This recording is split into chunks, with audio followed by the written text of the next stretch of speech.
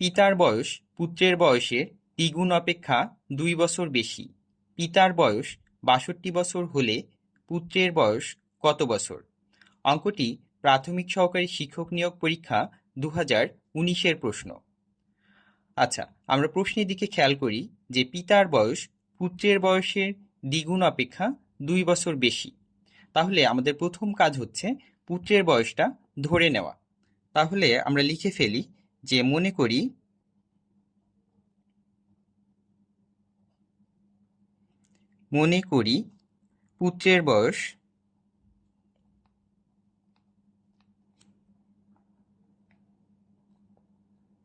পুত্রের বয়স equal to x বছর। ওকে, তাহলে পিতার বয়স কত হবে?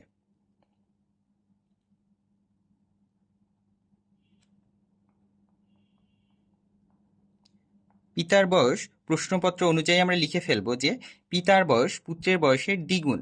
তার মানে আমরা যেহেতু পুত্রের বয়স x ধরেছি, তাহলে পিতার বয়স হবে 2x অপেক্ষা 2 বছর বেশি।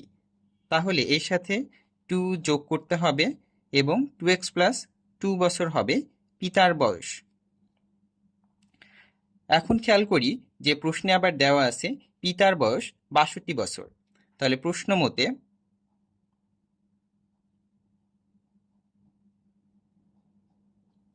এখানে আমরা দেখছি যে পিতার বয়স কত, বের করেছি আমরা 2x প্লাস 2। এখন আমরা 2x এদিকে রাখি এবং 62 বিয়োগ 2 লিখি। তাহলে এখানে 2x এর মান কত বের হচ্ছে? 60। তাহলে আমরা যদি ক্লিয়ার x এর মান বের করতে চাই, তাহলে x ইকুয়াল টু হবে 60 ভাগ 2, তার মানে 30 বছর।